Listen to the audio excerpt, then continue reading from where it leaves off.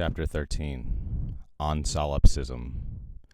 I'm going to read Mark Passio's definition of solipsism that I got from his website, whatonearthishappening.com. Solipsism, from the Latin adjective solus, meaning alone, and the Latin pronoun ipse, meaning self. The ideology that only one's own mind is sure to exist. Solipsists contend that knowledge of anything outside one's own mind is unsure. Hence, there is no such thing as objective truth. And nothing about the external world and its workings can actually be known. And this is where I begin.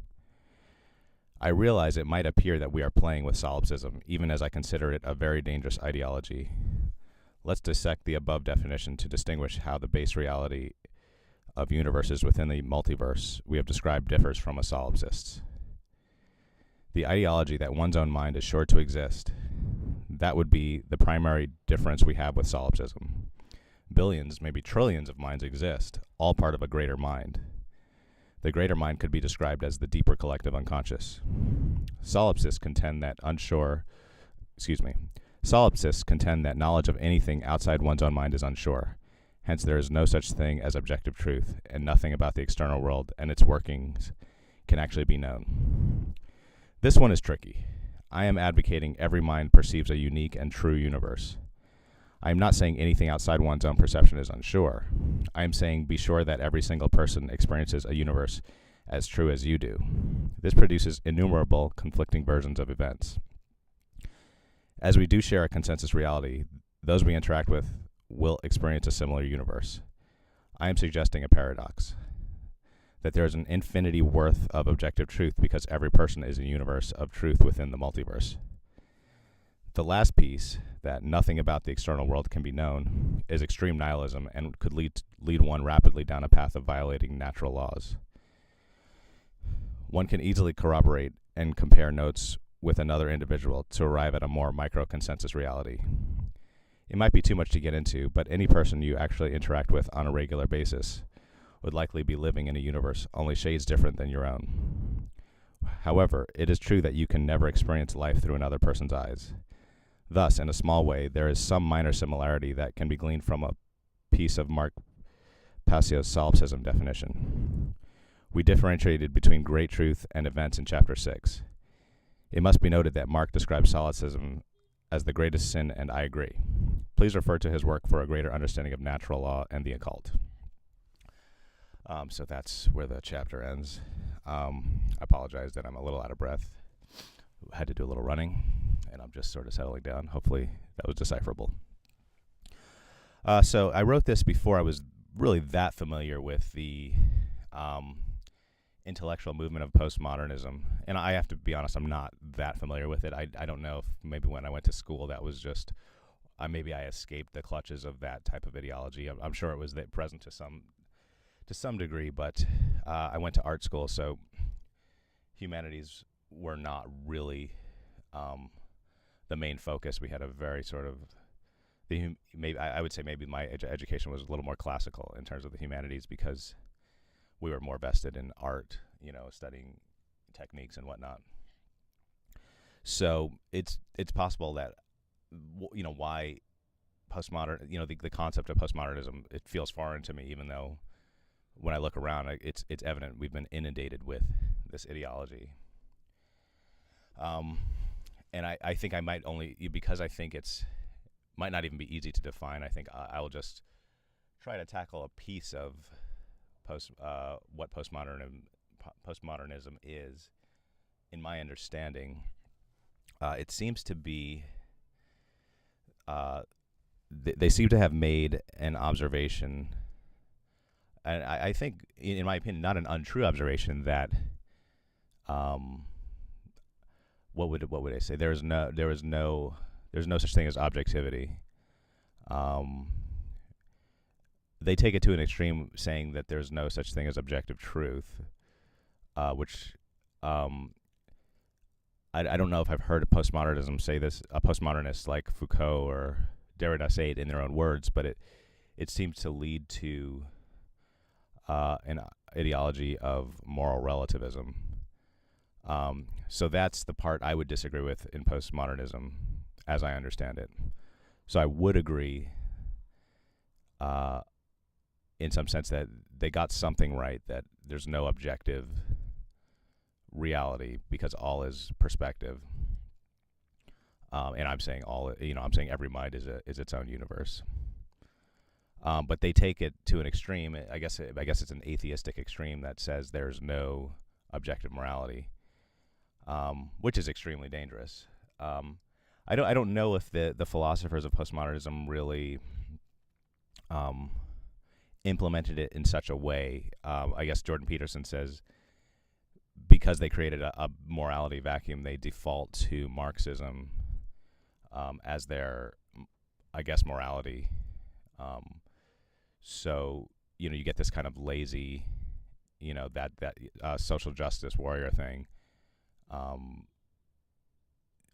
It's actually, I would say maybe go to Jordan Peterson's work to really unpack that aspect of it, because I just want to deal with what I think is right about postmodernism and what I think is wrong. And this is coming from somebody who has not really had time to study it. My understanding of postmodernism is coming from people who are very critical of it. Even though I see why, and I see all these negative effects because of what appears to be postmodernism. One could say, oh man, really terrible art, for the last 30, 40 years. This sort of extreme identity politics, or almost victim politics, where I guess a social justice warrior finds the victim, the victim is on the pedestal. The victim is always right because that's sort of a Marxist thing. They're the oppressed, and that's kind of, if you go down that road, like I think there's even Camille Paglia would say there was something necessary about identity politics, perhaps in the '60s, but it's just gone too far. Like we're in an imbalance now, and I think I can't really unpack why that's connected to postmodernism very clearly. But if you look into Jordan Peterson's work, he's done numerous short clips about this issue. I just want to deal with the idea that I think the postmodernists are right, that on some level of reality there's no objective way that events unfold. I don't know if that's how they actually say it, but it seems like that's what they're saying. But I object to the idea that there's no objective morality. If you take a postmodernist conclusion of moral relativism, you kind of break it very fast. Noam Chomsky has sort of annihilated that view too. I think he did a lot of debates with Foucault. Like you're going to have to say in some universe that pedophilia is fine, and you're going to get to these places that like we just can't choose realities that that do this. And I think you actually have examples in history where societies have chosen these evil realities. Like you can think of the Nazis. You can think of I think it was the Aztecs or the Mayans. It might have been the Aztecs where they were where human sacrifice was part of their culture. I mean, in one ceremony that lasted over a few days, I heard that they slaughtered 80,000 people. These are the effects of choosing false realities.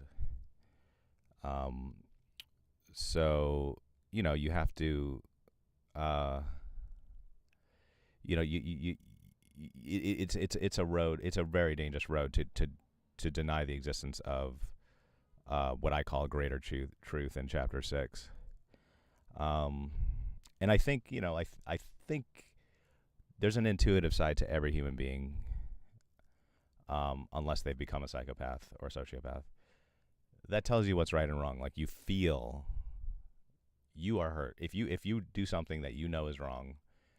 At least in my subjective experience, I know it. or if you think something might be wrong, you feel it. There's just, it can be a pretty quiet feeling, but that's the conscience, that's sort of that intuitive side of us, our spiritual nature. It knows the difference between right and wrong. The conscious mind, you could say the left brain, we can rationalize almost anything. So you could rationalize being a nihilist. So we have to be very careful about leading ourselves into false paradigms.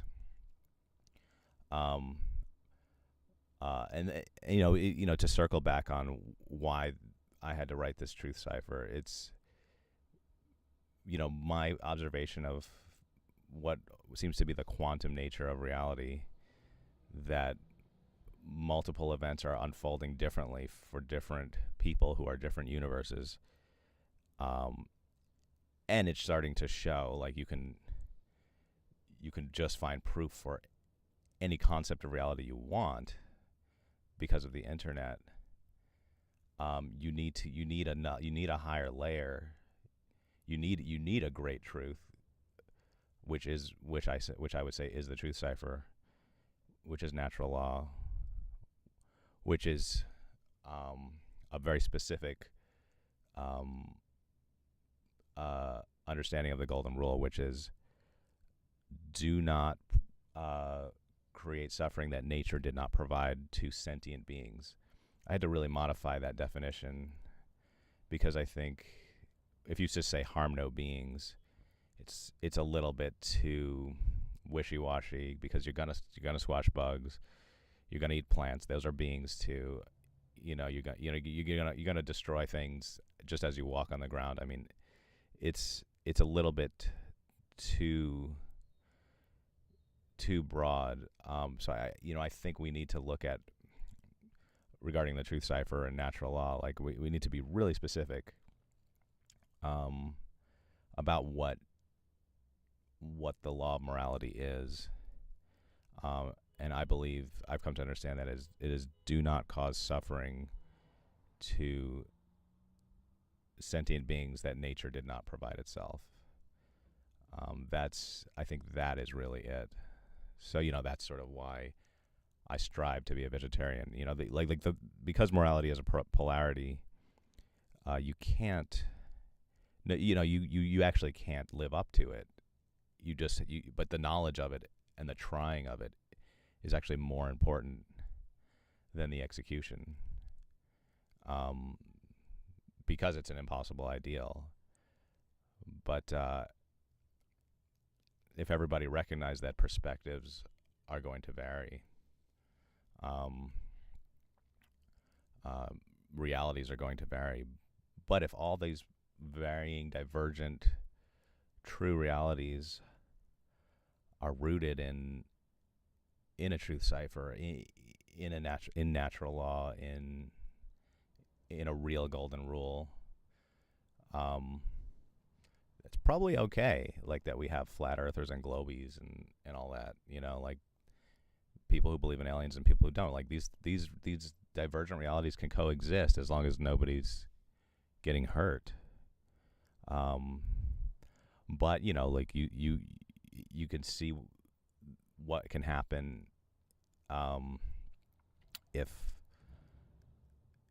a consensus reality takes hold, that is or if multiple bad consensus realities take hold, which seems to be what's happening now. Like, we've got a lot of cognitive dissonance, a lot of information warfare going on, a lot of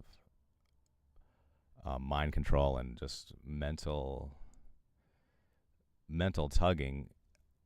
But it seems like almost all directions are bad. Like, even if you have good intentions, you could be led astray. Like when I was, I guess you could say I started the awakening process like a year and a half ago. In the beginning of that process, it appeared to me that the socialists had the moral high ground. So I was feeding myself a lot of information in that sort of to that viewpoint, because I wanted to do the right thing. I wanted to. You can see that things are bad, in terms of like socialism right now, like it's not. I think what we have in the U.S. is corporatism, and you can see that the evils of that are manifest. It's very pervasive. So the socialism is the extreme antidote to that radical leftism. But you start to realize that socialism is communism, is Marxism, is Stalinism, did kill more people than than quote unquote capitalism. And you start to realize like you're being pushed into a different viewpoint with your good intentions. So I think I might be going off on a tangent, but I think it's just important to look at the big picture, because I do know a lot of people who identify as left, and there's just no doubt about it that like if you look at how bad things are right now in the hegemonic corporate order of at least the reality that seems to be dominant, socialism looks pretty appealing. If you're looking for justice, if you're looking to end imperialism, it can sort of say it's these things, even though if you look in history, it was these things. Just a different expression of the same evils that it's criticizing. And socialism is a problem because it promises equality, but equality doesn't really. Equality means taking from people to give to people who are perceived as victims. It actually basically the problem is it suggests violence to make things right. So right there, you have a problem, and then you can get into things like Antifa, like they don't have a great they don't have a true Cypher or a natural. They're not following natural laws. Their code of morality. They're following what appears to be Marxism, a political ideology. This is not a intrinsic human universal value, which I think is the only way we can operate with peacefully with multiple coexisting realities. So I don't know. I guess I had to rant on socialism, and we were talking about postmodernism.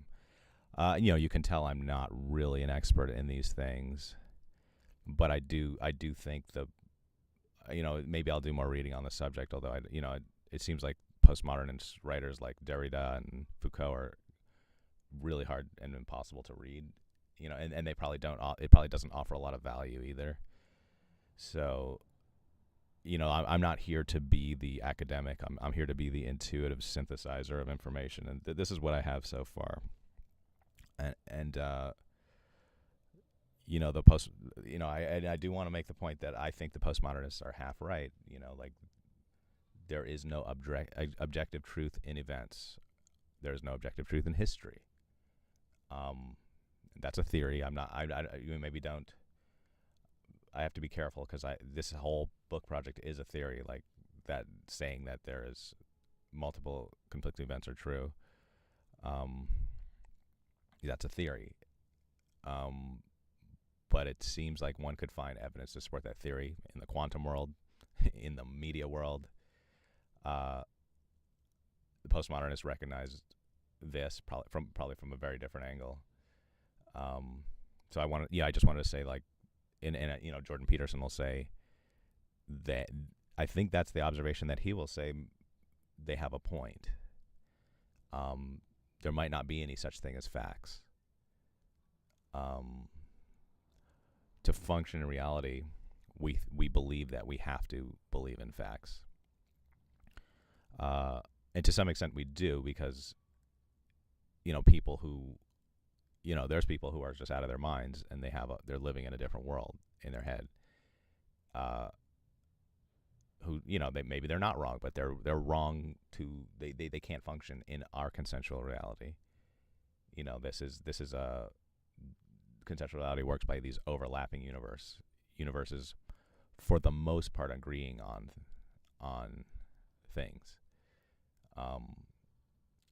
It seems to be breaking apart. In the political world, in the media world. But yeah, just to circle back, postmodernists write about no such thing as facts, no such thing as objective truth in events. Wrong that there's no such thing as objective morality. That's the great danger of postmodernist thought. And you see it, you can see it expressed in terrible artwork, terrible architecture. By them decreeing that something is great art when it's a piece of trash. They're using language to impose a kind of virus on beauty, which is